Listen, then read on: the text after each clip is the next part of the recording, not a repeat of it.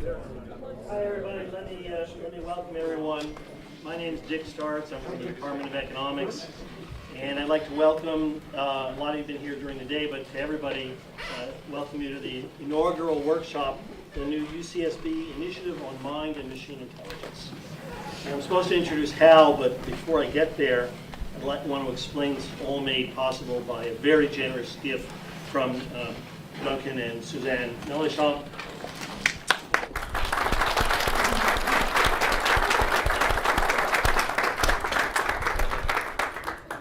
If you're a UC.S.B person, you know all about the Melanchons because they've been enabling growth and change at UC.S.B for years now.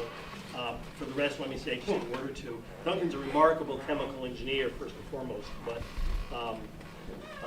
Duncan and Suzanne set up a series of endowments that have allowed for cluster hires that bring researchers together from related but on-campus separated disciplines, and that creates a synergy that's kind of hard to get in a siloed university. So this conference is just one more great outcome of the Melanchon's ongoing commitment to strengthening research and science here at UC.S.B. So let me introduce Hal to you now. Hal is the founding dean of Berkeley's Information School. His retirement gig is the chief economist at Google. He's a distinguished fellow of the American Economic Association and all sorts of other honors. He is the author of one of the leading undergraduate microeconomics texts and of one of the leading graduate microeconomics texts. Hal is a theorist, and I should explain, in economics that means he does math. He does lots of math. But one of the things that distinguishes Hal is that his very high-level theoretical work somehow often leads to very practical outcomes. If you'd like to read some stuff by Hal without the math, I recommend Information Rules, a Strategic Guide to Network Economics, in which Hal laid out a lot of how today's internet economy works, but he did it more than 20 years ago before we'd actually seen it all working. Finally, two short personal notes. As a non-theorist, I still find Hal's work informative. Particularly, I like, and just was reviewing recently, his piece on chaos theory, which I think sometimes explains my life. Secondly, let me say I've actually been lucky enough to have Hal as a teacher, and he is just splendid as well. And aside from his very many accomplishments, for everybody who knows him, Hal's just a wonderful person. Everybody's always glad to see him walk in. And with that, I'll give you Professor Hal Varian. Thank you.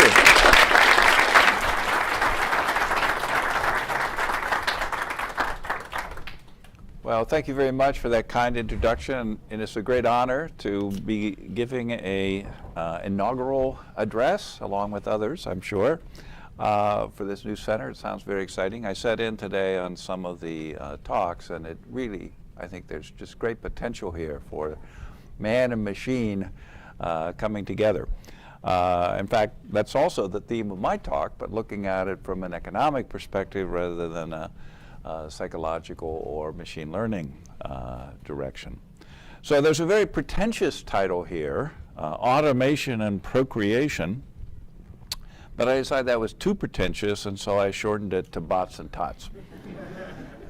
Because what I want to look at is the connection between automation, robotics, artificial intelligence, all of these things that are impacting the labor markets, and compare that to the demographic effects, which are also impacting the labor markets. And so, as you'll see in a few minutes, the question is going to be how these two forces play out. And you heard I was a theorist, so here's my theory contribution. We've got demand for labor, we've got supply of labor, we've got a wage rate, a level of employment, and everything looks great. But now along comes automation, and that reduces the demand for human labor because of substitutes for it to some degree. And a lot of times the story just stops there.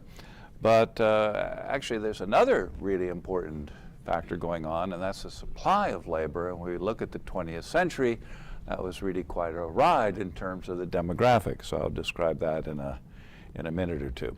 So the question really comes down to this issue of, well, if we want to know what happens to employment, well, both demand and supply are shifting to the left, so we think employment would go down. But the question is what happens to wage, and that's going to depend on which of these two effects, the supply effect or the demand effect, is the largest. So that ends the theory part of the talk. And what I want to do now is dive into some of the empirics. So we'll start with the bots. As you know, there's a lot of press out there where people are worried about the impact of automation on the labor market. Here's one about smart robots could soon steal your job. We go back a few years, back to 1980, same thing. Robot is after your job.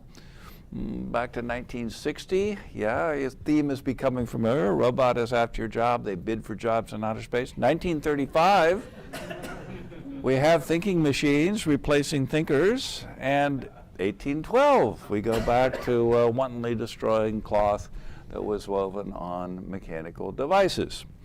But lately, there's been another theme that we're seeing, and that is a growing labor shortage. And lots of people attribute that to just cyclical effects, the fact that the economy is doing very well, we have a low unemployment rate, and you would expect to see then demands for labor. And we see it all over the place. If you look at truck drivers, forklift drivers, dairy farms, meat packing, on and on and on, particularly a lot of blue-collar jobs, as well as white-collar jobs, but the blue-collar is something relatively new. There's a big excess demand for labor, and there's good reason to believe that this is going to go on for some time. That's because of the demographic effects I alluded to a few minutes ago. Because in the 20th century, there were two very big shocks to the labor market, and number one was baby boomers. If you look back at the history of the 20th century, there was the baby dearth during the Depression when people were not having children. And there was World War II that was pretty disruptive because men were overseas. And when they came home, that was the baby boom. So the baby boom goes from 1946 to 1964, and it's a big bulge in the demographic profile. After that, baby bust. There was this period of time in the 80s when there was back in the 60s and 70s where there was a drop-off in the birth rate, the baby bust, and then we had all the children of the baby boomers. 20 years later, they were producing their own babies, and that was the echo of the baby boom, and you could see this in the demographic charts.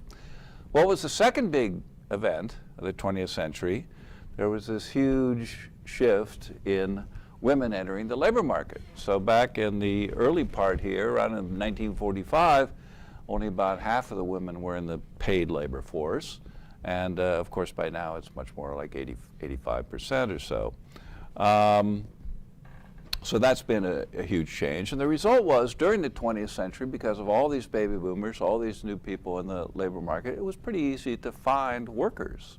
When you wanted workers, you could find them because the labor force was large, okay? But that's changing now because we're seeing much different demographic effects. Baby boomers are retiring, so that's withdrawing people in the labor force. Women's participation in the labor force has pretty much plateaued, so we're not going to see the same forces going forward into the 21st century that we saw in the last century, okay? So let's see how that plays out. There's also been specific professions, specific trades that were impacted by technology in particular. This is the spreadsheet apocalypse. That's the name they gave it in the Wall Street Journal, where you saw a big drop in bookkeepers, people who were adding up lists of numbers and moving things from one table to another. But at the same time, those innovations of spreadsheets, for example, increased the demand for accountants and auditors, management analysts, and so on. So those tools had a negative impact on the low-skilled workers and, of course, quite a positive impact on the higher-skilled people. I love this chart.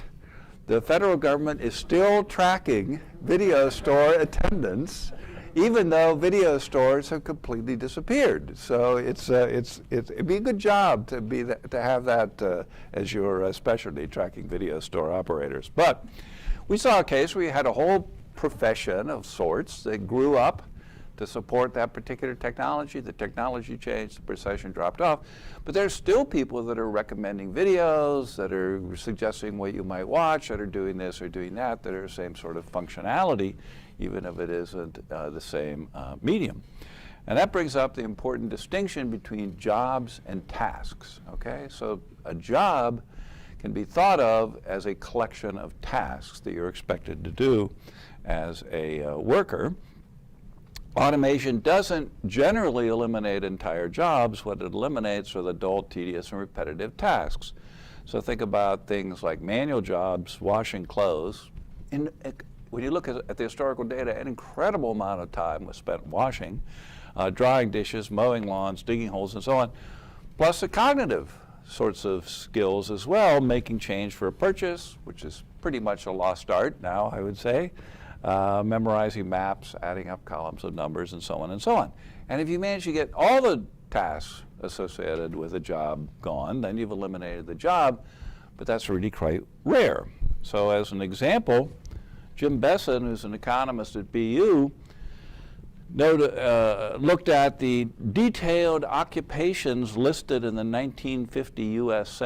census. There were 270 of them, and only one of those jobs has been eliminated by automation, and that is elevator operator. Okay? Now, there are still a few places where there are elevator operators. You know, it's not a bad job. It has its ups and downs. But other than that, it's okay.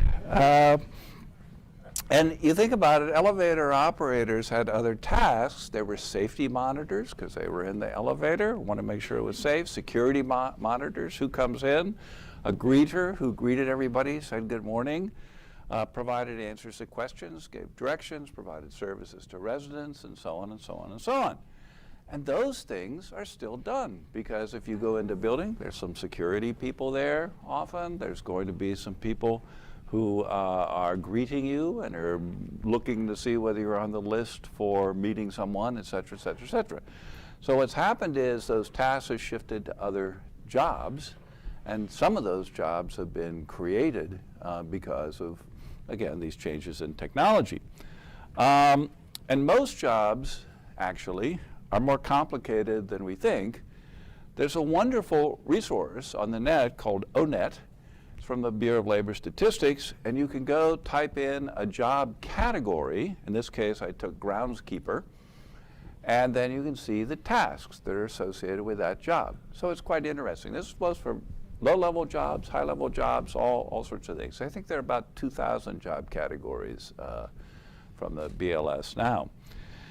And you can see when you look at these lists, there are a number of tasks associated with being a groundskeeper, of pruning trees, spraying fertilizers, caring for lawns, doing this and that and this and that. And there are about 35 tasks, because this goes on and on and on. And it's like that for almost every job.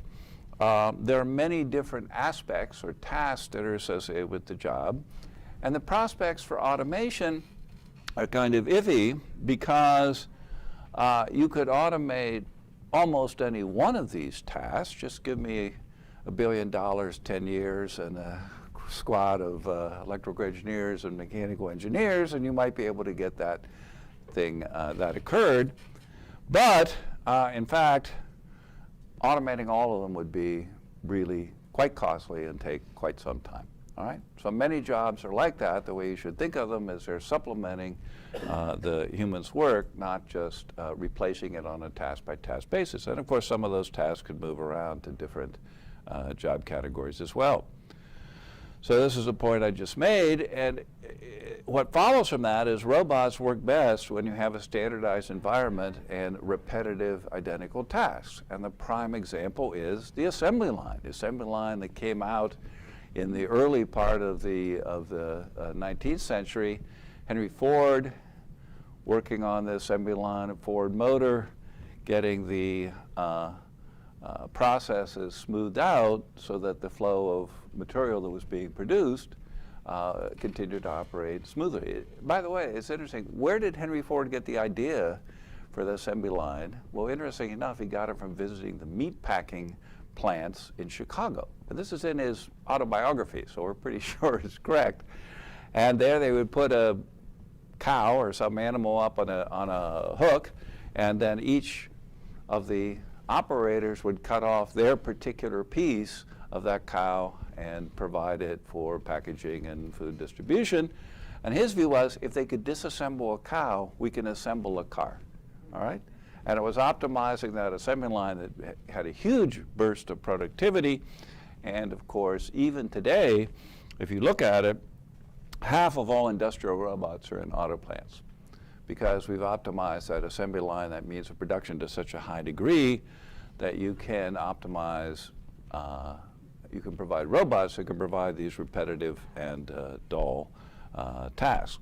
But when you're in a heterogeneous environment, like the groundskeeper I mentioned earlier, then it's much, much harder to do, because you don't have a standardized environment the way you have it in automotive equipment. In fact, it's kind of interesting. People say, well, being a gardener, that's a bad job. And being a assembly line worker, that's a good job. But if you think about it, people do gardening for a hobby, but nobody does assembly line for a hobby. Right? It's not a great job. It's just that it pays pretty well, and it pays well because it's compensating for people for working in that in this repetitive task environment. And the gardeners is not such a bad job in terms of the characteristics, but it just doesn't pay very well, because there are lots of people out there who could do a number of those tasks, even if computers find them hard to do. There's what if your garden looks like that, then you have a good chance for getting an automated solution to taking care of it, because it's a very homogeneous environment. Other examples, a hotel housekeeper, again, not a high-paying job, but it is a relatively complex job, because you've got this different environment. Every room is different in many cases, and of course every hotel is different.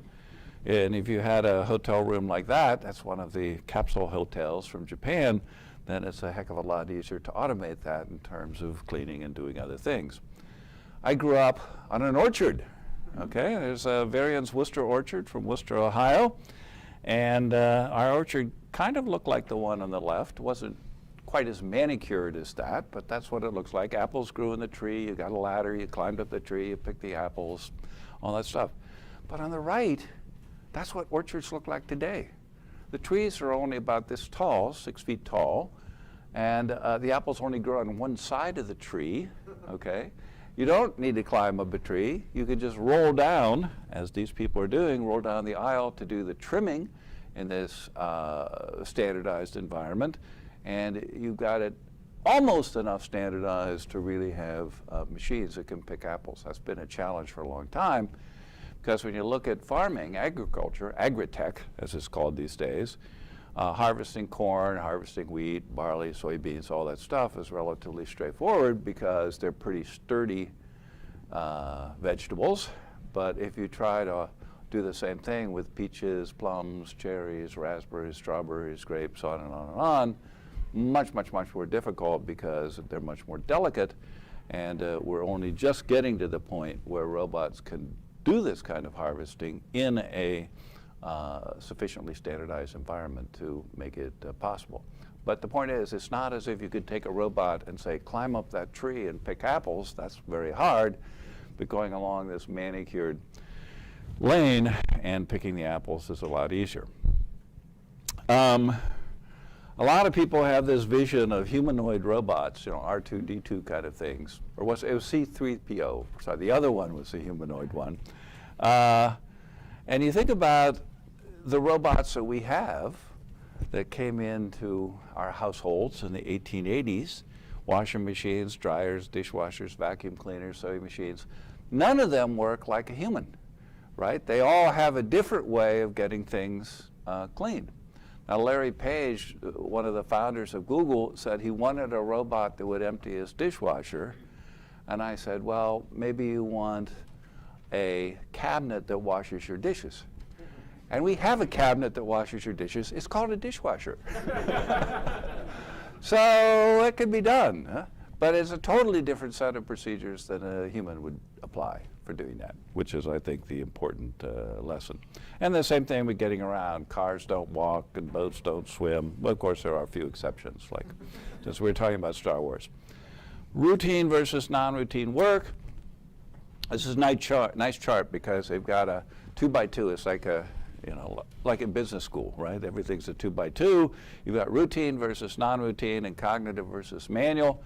And we can see that the non-routine non-routine cognitive and the non-routine manual have been growing, whereas the routine cognitive, routine manual have been more or less flat because they've found ways to replace that when you get something that's sufficiently routine.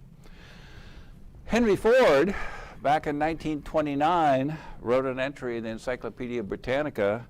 He said, in mass production, there are no fitters. Now today, I don't think we even know what that means. If you go back and read a little history, you can find out, because back in the early part of the 1900s, parts were still just barely standardized parts that you could use for assembly. Prior to that period, every time you were assembling something, there had to be a fitter, and the fitter had a file, and he took the parts and filed down the parts so it would fit where it's supposed to go. So you could have that if you use a craftsman model for assembly, but if you use an assembly line as a model, that's not going to work because the assembly line stops every time there's a part that doesn't quite fit. And that's true even today. Elon Musk said excessive automation at Tesla was a mistake. My mistake. Humans are underrated.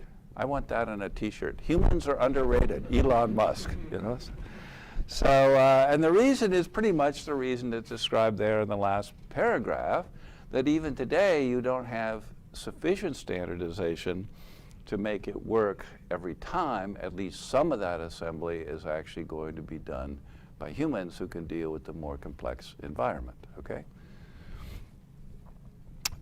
So as soon as we get this distinction between tasks and jobs, then you want to start asking, well, what tasks can be automated and what jobs are comprised primarily of those tasks, and what fraction does it make economic sense to automate in the future? And there the answers are all over the map. There was an original paper came out of Oxford, said about 45% of the jobs. OECD says more like 8%, 5%, and the ITFF. In fact, there's even the Technology Review, the magazine from MIT, has a table with all of these different forecasts of what's going to happen to jobs and tasks, and everything depends on just how optimistic you are that you could automate, or how pessimistic, either way, that you could automate these some of these tasks. Now, if you look at the 10 largest occupations in the U.S., and here they are: retail salesperson, cashier, food preparation, office clerk, and so on, that's 21% of total employment. It's phenomenal. 20% of employment is in those tasks. They're all services, okay? 80% of the labor market's in services.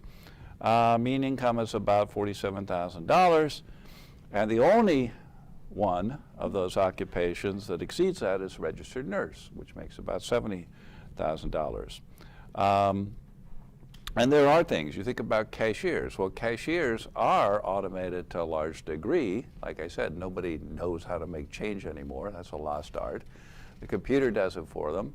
And now, of course, with your wireless technology, it becomes much, much easier. McDonald's is putting kiosks in all of its stores in the U.S. so you can order off the kiosk, and that pretty much eliminates one task, which is taking orders and handling payments and making change, because that part has been automated. It's not really as if it's such a hard job to automate. It's been much more innovation in the payment system that's made it easier to do that, because you don't have to handle cash. I mean, it's such a mess. It'd be very hard for a robot to do that as well, just dealing with these coins and bills. But we've gotten rid of those for the most part, and that makes it much, much easier to automate, just like the assembly line I was talking about with Ford, only in a different context. Okay, now a little detour here. I've been talking about a situation where we're seeing productivity advances in some sectors and not either, kind of the way things normally work.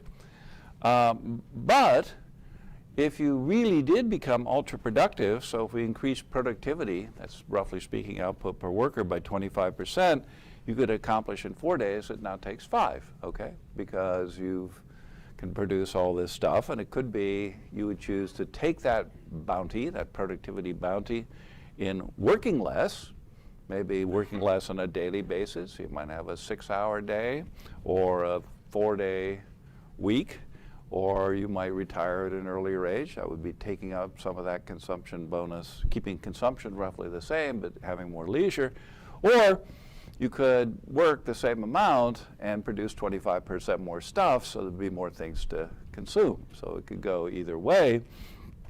And there's a lot of debate going on. Even in the presidential debates, there was discussion of how do you deal with the world where there's insufficient labor. And I think one of the points that people have missed in this is it's just a social convention that we have an 8-hour day and a 5-day workday. And if you go look at other countries, either around the world, which is in the right column here, if you look at the OECD, in Mexico they have a 45-hour work week, substantially larger than what we have, which is a 38-hour work week on average. But look at the Netherlands. Netherlands has a 29-hour work week. It's almost a whole day shorter than what we are used to here in the US and many other countries. The way they do that is they've set up policies that are very amenable for part-time work. And so it might be common to see, let's say, a family with the husband working Monday through Thursday and the wife working Tuesday through Friday, and then there's child care is much easier in that environment, and it's a very, I think, interesting policy to look at, because one thing that we learned from the gig economy is that people really valuable flexible time. They like flexible time, and we could probably make time more flexible here if we thought about that as a policy. And look at, on the left-hand side is looking at the U.S. work week. For 1850, it was about 66 hours a week. And now by 1955, it's been about 38.5, and it's stayed that way now for some time, but that could easily change in the future depending on the impact of these kinds of robotics and artificial intelligence I was talking about. So what is it that people want? Well, they want more jobs and less work. That's another good T-shirt, right? More jobs, less work. And really, that's what technology can deliver, and we hope that it will deliver. Now, with universal basic income, which you've heard a lot about, some people love it, some people hate it. But you know what? Everybody loves 3-day weekends. That is, everybody loves a 4-day work week. And so one model is, instead of sort of jumping into this basic income, you can actually spread the work around by doing that kind of arrangement. Now, I've been talking about kind of relatively unskilled labor, but of course everybody knows that education and training is going to be necessary in this future world, because as technology progresses, the nature of jobs will progress and the nature of tasks will progress. And of course, we all know that higher education is generally associated with higher income and much lower unemployment. There is a little fallacy of composition. That's an economics term. Because everybody you talk to says, well, I want people to have good jobs. But this comes back to this question of what exactly is a good job, because there's still going to be demand for relatively unskilled labor. So what you would expect to see as an economist is, well, if the country as a whole is getting richer, and there's going to be demand for the groundskeepers and hotel maids and these other jobs I described, then who is going to do those? And of course, people could say, well, immigrants, right? Some countries do that, but we know that immigrants, that's a problem that is difficult to deal with in some cases. So it's not kind of a free lunch.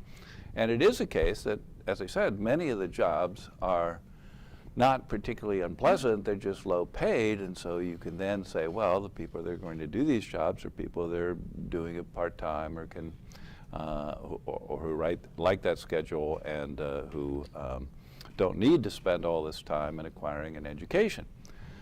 Now, on the other hand, for the skilled jobs, the jobs that do require educational attainment, then the best place to get those generally is on the job. Why? Because it's got a low opportunity cost. You don't have to go away from your work. It's more relevant, more focused. People have higher motivation because they know what the training is for, et cetera, et cetera.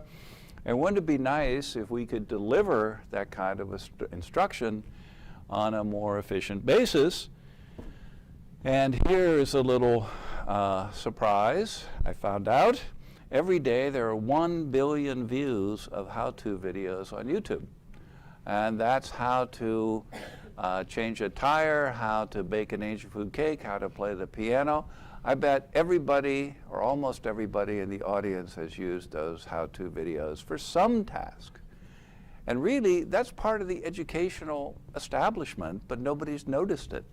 Because the kids all know, if they fell asleep or something during the talk on how to solve a quadratic equation, then in fact, they can go home and look at it on YouTube and capture that, okay? So it's really a huge advance, and it's unprecedented, because never before in human history has such a wealth of instruction and educational material been made available for free to everybody on an as-needed basis. It's really quite remarkable what you could do there, and YouTube is investing a lot in trying to improve its organization and its guides to educational material. So as you know, there's many, many good things there, and that makes me optimistic that we can have more efficient ways to deliver education training. That doesn't mean you get rid of teachers, because teachers still provide motivation, they provide direction, they provide guidance, they provide assessment, all these other things. So that's an important part of the picture, but the fact that you could able to draw on this wealth of material visually from YouTube, that's really a huge plus, I think. And here's some examples. These are these are from the Khan Academy. For example, you've got early mathematics, arithmetic, algebra, geometry, and computer science. You can get almost a whole degree in computer science just from drawing on the material that's available there on the web. But don't forget all the manual skills that are also available. So here's one on how to sweat a copper pipe. I don't know what that is, but maybe one of you will explain it to me later. How to weld cast iron, how to remove a strip bolt, how to weld. There's a fantastic set of videos about how to weld, and that's a skilled profession in many cases. So it's certainly possible to acquire skills that are saleable, that are valuable in the market by drawing on that resource. It used to be that being a cashier meant you had to know how to make change. That's irrelevant. We've seen that. Used to be a writer, you had to know how to spell. Thank God that's not required anymore. Taxi driver, you had to know streets. Think of the London cabbies.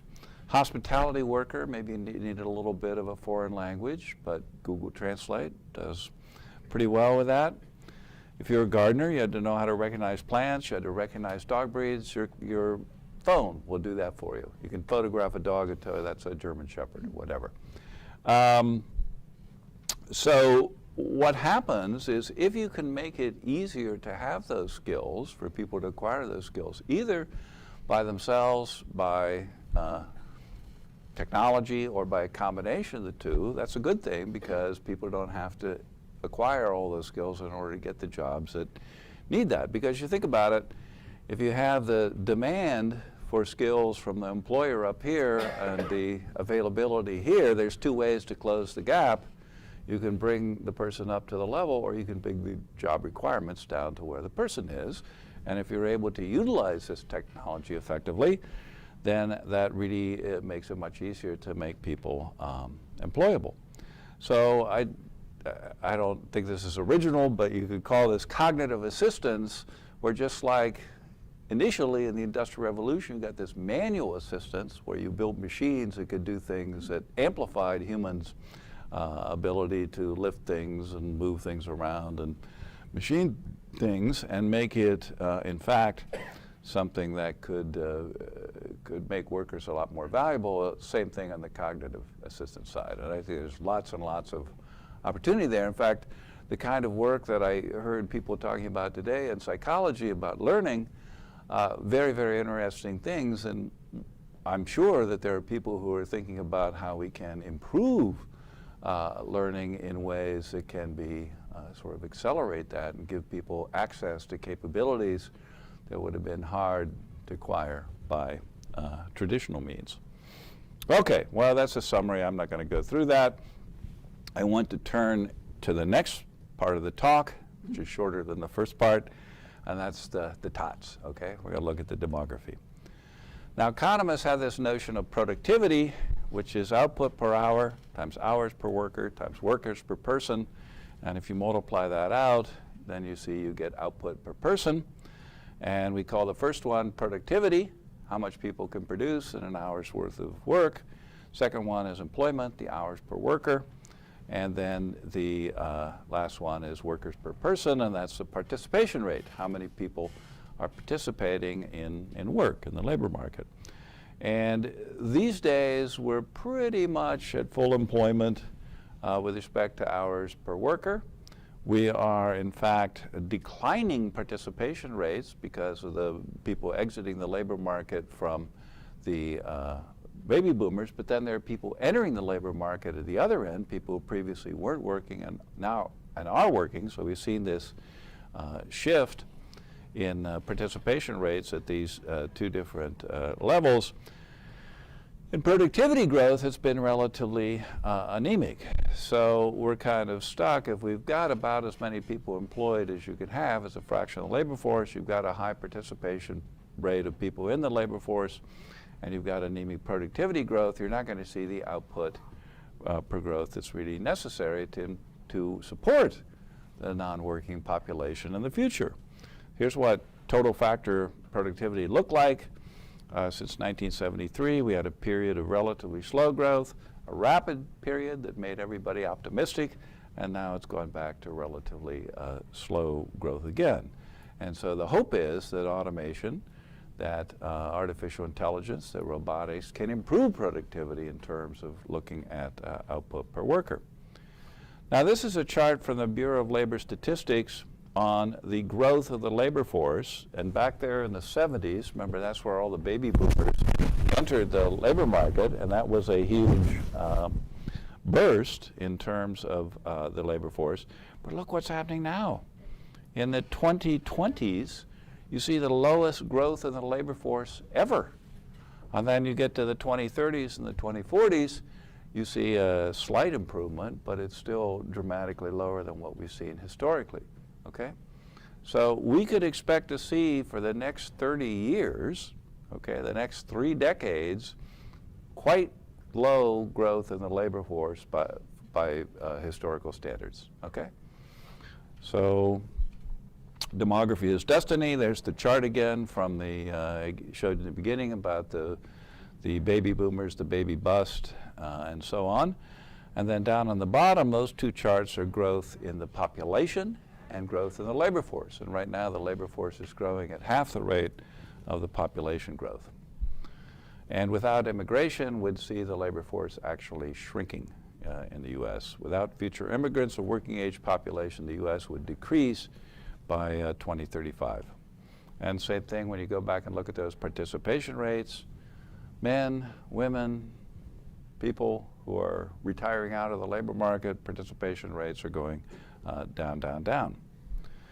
And it's interesting, it's something where when we look at these worker shortages, where they occur, if you look at Nevada, Utah, Texas, they're all pretty good because they have a younger population. You go out and look at New England, or you look at the northern part of the U.S. and the Midwest, they have an older population. Why? All the kids have left town to go elsewhere where economic activities are more attractive, and they don't have the people there to mow the lawns or to restock the shelves or anything like that. I like to say if you look at these places in the upper Midwest, these places where I'm from, Ohio, if the town has a hospital, then they have a pretty good chance of surviving. But if they don't have a hospital, then it's really problematic of whether they can survive, simply because of the exodus of workers and the increased demand for healthcare. And in lots of places, if you look across the upper Midwest, the industrial core of cities is built around, cities and whole regions is built around the hospitals. There's the Cleveland Clinic and the Mayo Clinic, and the Ann Arbor has a huge university hospital that supports this employment base for the population, and the payments, that's on the cost side. On the revenue side is basically Medicare, Medicaid, and other and private insurance. So labor market's already beginning to tighten. We'll see it for the next 15 to 25 years, maybe even 30 years. But every one of those retirees who withdraws from the labor force, they expect to continue consuming. And that means the people who are in this smaller labor force have to become more productive in order to provide the consumption that is demanded by the population as a whole. So, and the U.S. is in good shape compared to many other countries, because look at Japan. This is the dependency ratio, which is the people over 65 for every 100 people of working age. So Japan now, that's the green line, is in relatively bad shape, and it's only going to get worse by 2050. If you look at Taiwan, Korea, the Asian tigers, you see the same thing happening. You shift to Europe, you've got Italy, which is a disaster from a demographic point of view, Germany, Austria, Eastern Europe, on and on and on. The whole developed world is aging, okay? And so they're facing all of the problems I just alluded to. The countries in the region that are growing are India and sub-Saharan Africa, and for that part, Saharan Africa as well. And so in the future, 20 years from now, 25 years from now, you're going to see these old, relatively low energy economies in the developed world, and you're going to see these high energy, young economies in the developing world. Now, there should be gains from trade, right? Because that's exactly a setup of a classical economics trade model, and how are those going to be realized? I think it's an extremely interesting question to think about. China is a very interesting case. Not only did they have the baby boom issue, but they also had this disastrous one-child policy. And you see now the labor force in China is shrinking right now in 2020 and will continue to do so for many years. So the Chinese are basically forced. I mean, they have to invest in robotics, so they have to invest in artificial intelligence to increase the productivity to provide the substitutes for the labor force, which is declining. All right? So it's a very, very, it's a critical issue for them. And of course, they're trying to reverse this program by increasing birth rates. But I'll tell you, no matter how productive you are, it takes you 20 years to produce a 20-year-old, okay? So, all right, now, the fertility rate in the U.S. is the lowest it's ever been, since they measured it at least. But the reason for that is during the recession, it's very typical to see the birth rate fall for economic reasons primarily. But then when the recession is over and times are good, the birth rate comes back. Not this time, okay? Not this time. So it's quite distinctive that we're seeing this fall in the birth rate, originally caused by the recession, but not really recovered the way the economy has recovered. And that's not going to help.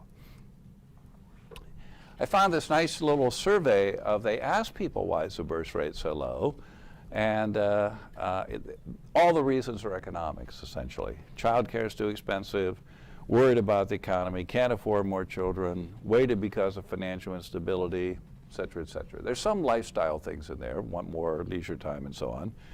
But indeed, a lot of it is economic in nature.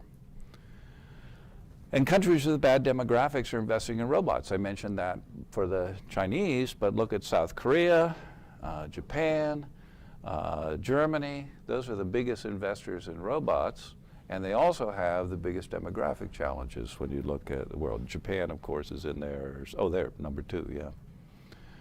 There's China. This is looking at the supply of industrial robots, 15 largest markets, and they're investing hugely in this area because it's absolutely necessary to make their production more efficient. Okay, so I laid out a challenge at the beginning of the talk. We have the shift in the demand curve. We have the shift in the supply curve. Which is bigger? Which is bigger? Because that's what's going to affect how wages change. If you go look at the Boston Consulting Group, they say because of the automation, you're going to see the employment to population ratio decline by about 1.76% in the next decades. Bureau of Labor Statistics says on the demographic side, the employment to population ratio declines by 2.7%. And so it looks like in fact, the supply side is got a bigger impact on the employment to population ratio than the demand side. Okay, so the demographic effect is likely to dominate at least for the next decade. So one of the points that I draw from this discussion is when you look at all these people that were forecasting how the demand for labor would be impacted by automation, that's fine. It's a useful exercise to do, but you don't want to do it from a zero baseline. You want to do it from the actual demographic baseline of what the labor force is doing at the same time, because a lot of that automation is coming online, or we hope it will be coming online, at the same period that labor is becoming more and more scarce. And finally, last point I haven't mentioned up until now, of course, as you see retirees age, they become more costly. You've got the people over 65 today, about 46 million people, 15% of the population.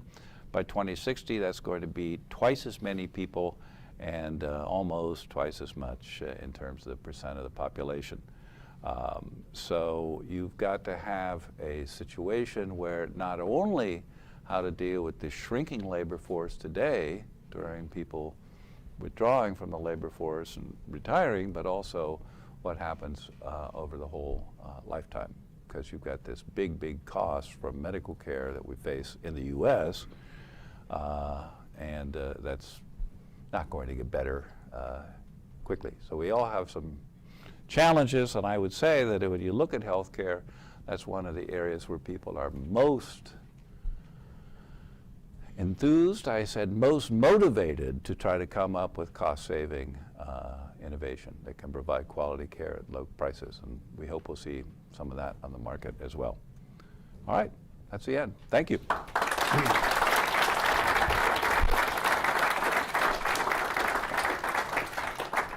And I'm happy to take some questions back there. So it's about the birth rate. Birth rate is low. It's low. I noticed that this New York Times survey is asked the people, right? But there's another reason it's not mentioned is like nowadays we in the developed country, we don't need to count our kids to take care of us. Yes. So the social welfare system is one reason to blame. That the low birth rate is still survival for old people, for young people. They can enjoy whatever the question they answer, right? So this, is there any way to reverse this trend in the developed countries? Well, one thing that people complain about a lot, and for good reason, is it's very hard to find child care capabilities at a reasonable price. Especially a lot of the young people in Google have been telling us this about the difficulties there. But notice if you move to that work week that I described earlier, the way the Dutch have arranged it, you have lower demand for child care because the child is with at least one parent at least part of the period. So this question of having children, well, it's right now dominated by economic considerations, I think, from the survey I showed you earlier, and it could be reversed if the resources were available and you arranged things in a way that was more amenable, made it easier for people to raise children. So I think we're going to see this declining labor force for a long time, and there's not a magical solution. I think that primarily you have to get the economics right. And of course, you know, on the bigger, you can step back and you say, well, it's not bad if populations were lower. There's less demand on the environment, there's less congestion, there are lots of things. So having a smaller population is not necessarily bad for a country at all. Yes, thank you. But the transition can be painful, right? Because the transition can be painful because you're always going to have this fewer, you'll have more old people and fewer young working people, and so they've got to carry the cost of that transition from high population to lower population. Yeah. I'm from the Netherlands. You are? I am. What's the birth rate? No, It's all right, and childcare is better. Wages, like here, have not stagnated. Welfare system. You have an active state, not a residual state. When technology comes in, digital coordination of the labor market is possible. A job is lost, that person wants re-education and that creates a demand. Yeah, yeah. This is what young people are enthusiastic about. And when you have a coordinated, an active state, a coordinated market economy like a round table, Yeah. it is possible to do so. This is like a model of an intelligent state, like Singapore. Yeah. So, if the United States modifies its system that leans towards the corporations, then many of these issues, including childcare, can be addressed. Yeah, I agree, and I think the Dutch in particular have had some very good ideas of how to do that. Now, the story I heard about the 29-hour work week, you can tell me if this is correct, that there was a recession, and the Netherlands decided to try the German work-sharing model, where instead of laying off 10% of the workforce, everybody works 10% less. So that's one way to deal with a recession. And the recession ends, and they said, okay, now we'll go back to the 40-hour work week. People said, no, we like the 29-hour work week. And so they're able to the United States. I know. So the interesting thing about that was that it was a policy where they had to change the way medical insurance worked. They had to change the way to make sure that you could handle this flexible hours. But in general, people are very happy with it. So it would be possible to introduce that other places. It's just it requires the will to do so. So I'm completely with you. And another thing they do, which I think is very important, is it would be very sensible for the U.S. to adopt. Suppose you hit retirement, age 65, let's say, and then you decide you want to work. Well, you've got Social Security, taxes, taken out of that, Medicare, all this stuff.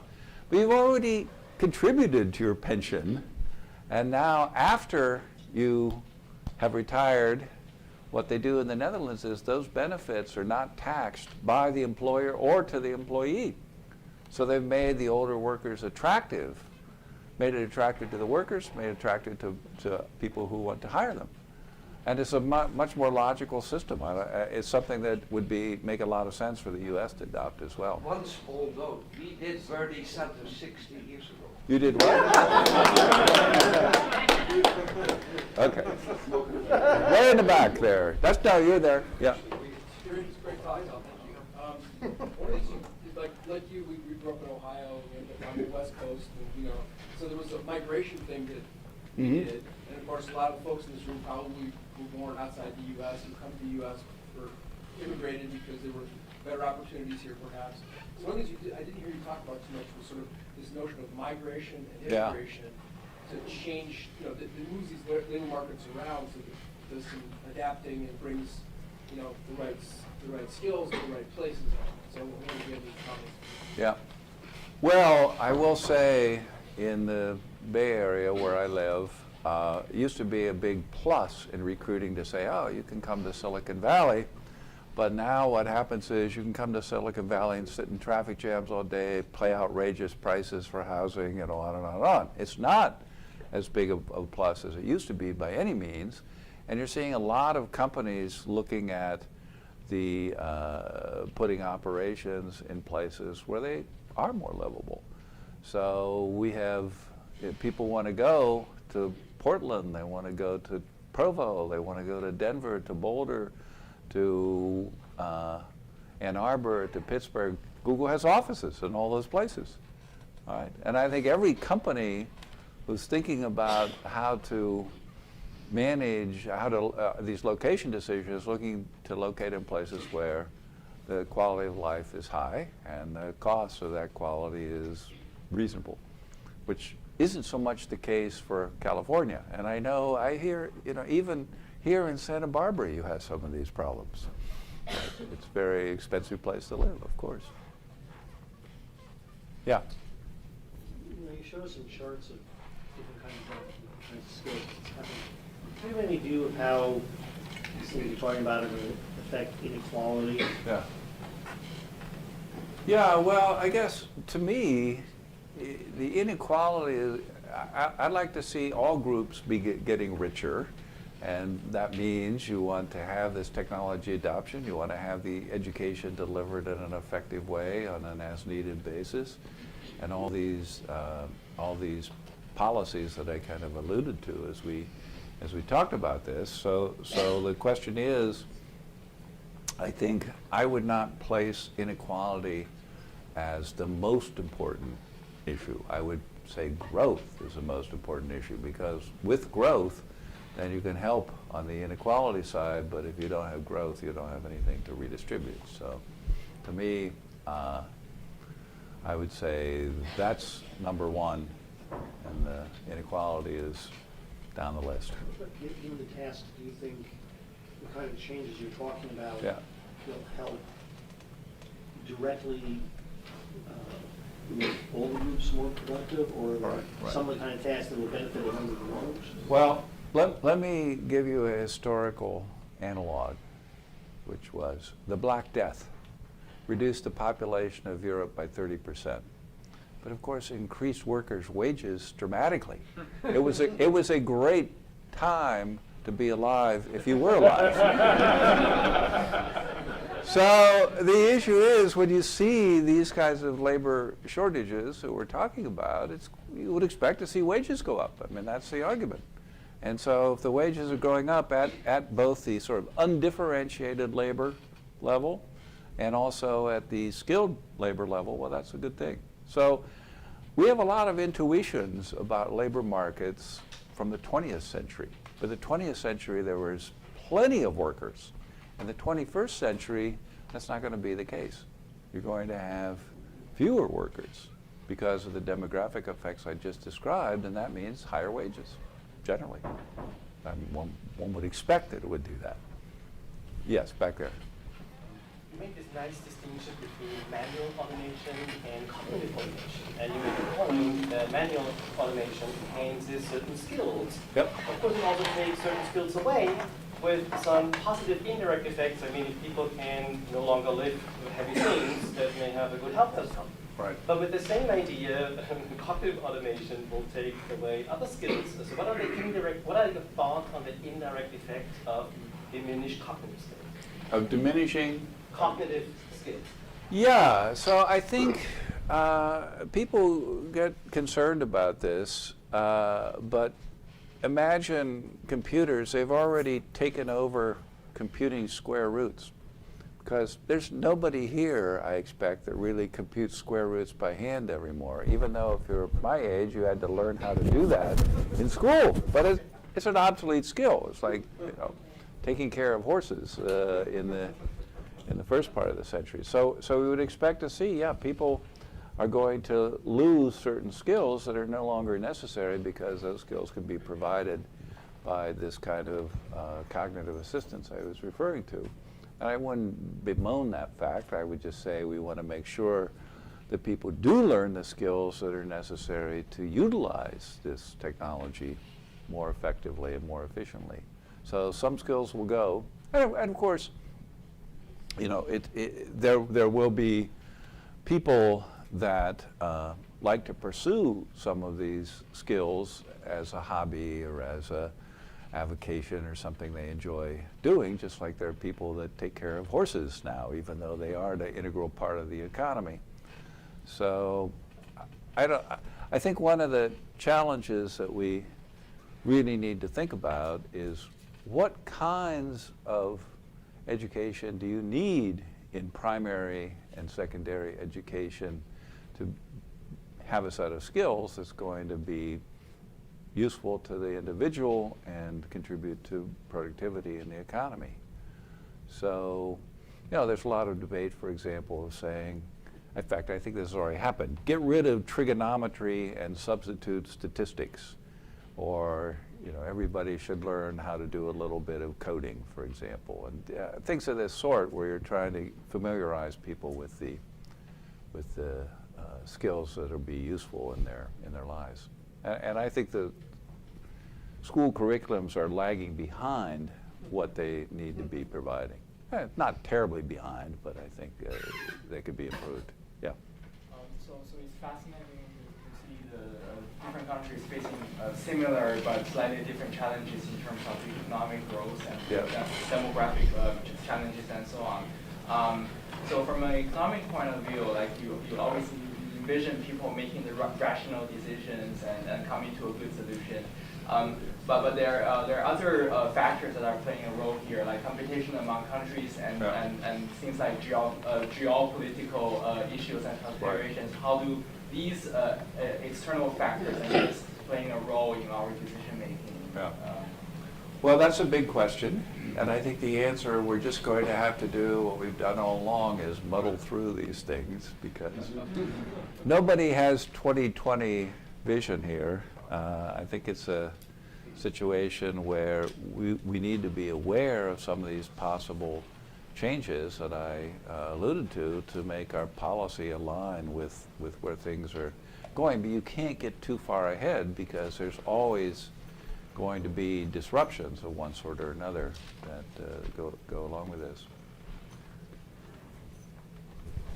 I think we're at 6 now, right? It's that's probably a pretty good time to stop. So thank you.